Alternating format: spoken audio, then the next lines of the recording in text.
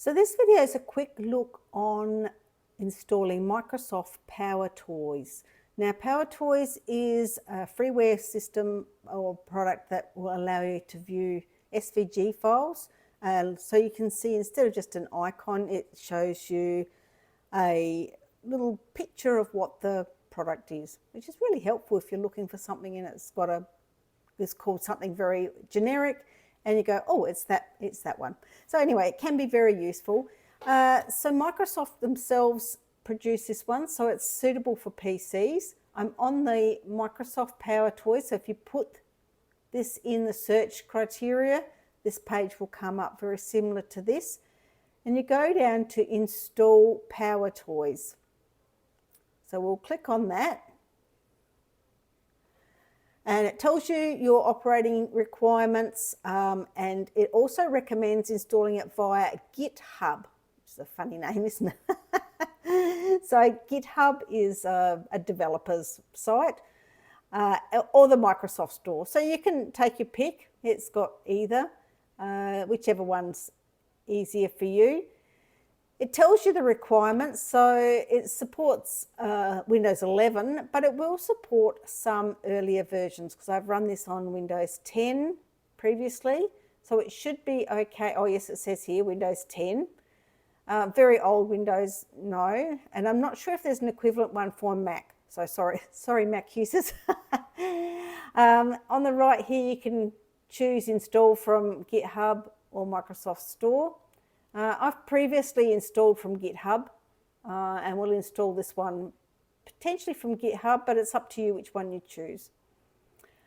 So to install PowerToys using Windows executable, PowerToys GitHub, so you can see that one there or this one down here. So there's a couple of ways. It goes through a few instructions as well. The other thing is some architecture, and it talks about system architecture, and you may not know what yours is. So most of the later versions of Windows is by 64, older ones were 32. It should have one to choose for 32. I'm not sure if it still has. It did used to always have it. We'll go to the GitHub. And it takes you straight there. So this is release 0.91.1. It's just a version number. And then you've got your choices of what to use. So we are just going to use this one here, I think. So I've chosen that top one. And it is hopefully downloading somewhere for me. I'll just go and bring this file explorer up, go into the downloads. And you can see here it's starting to download. This is not finished, so you need to just wait until it produces a bit better picture. This just means that the download is in progress. And we will wait. If you're not sure if it's updating, I often will flick between something and then flick back, and that seems to update it. And you can see here, that's the picture, PowerToys user setup, 64. So we will double click on that. And it gives you a license information. So it's a while since I've installed this because I've got a new computer. I haven't got around to installing this. You need to agree to the license, otherwise it won't install, and then go install.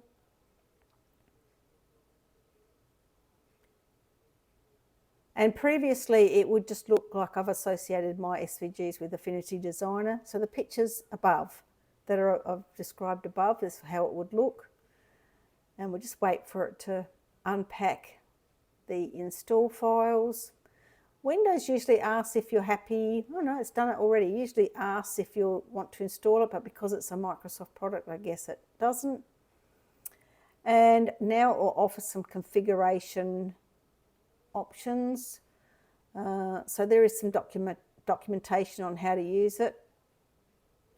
Diagnostic data, whether we turn that off or on. I'm going to leave mine off, and I am just going to close that and just open that again.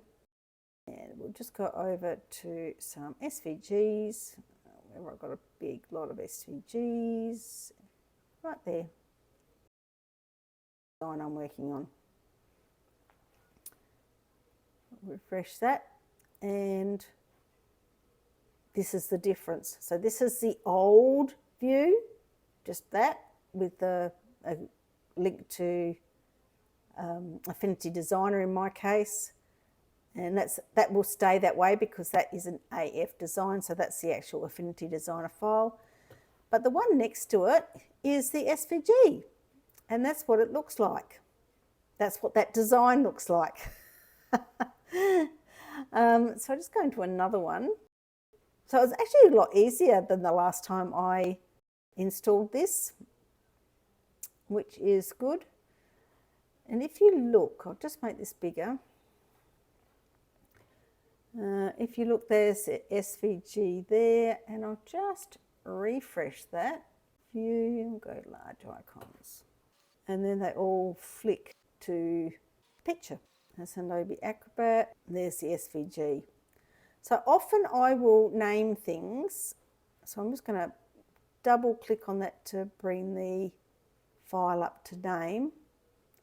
I will often name my files with SVG, SVG or FCM behind it. So right at the very end, and that makes it a little bit easier. These ones are easy to see because they state FCM in big writing. So just watch that again. It's kind of a double click. If you double click too much, you will open it, so that's not so friendly. So you just got to do a click like that, and we'll just type FCM in there. And obviously that one's very obvious, but this one I had to go through. So it has got the Adobe icon there. This one's also an SVG. I always end up with lots of copies of my designs because I'm worried about losing them or corrupting them or something happening to them. We can have a look at a different file. I've got heaps and heaps and heaps. So this one here is an SVG, and we'll just go bigger, and you can see that that is the SVG there when you pop it out. So you can see this picture now. Anyway, I hope you found that useful. It's up to you whether you install it or not. If you find it helpful, great. I've got this new computer probably maybe 6 months, and I haven't worried about it too much, but it is helpful if you have trouble finding your files. All right, see you in the next video.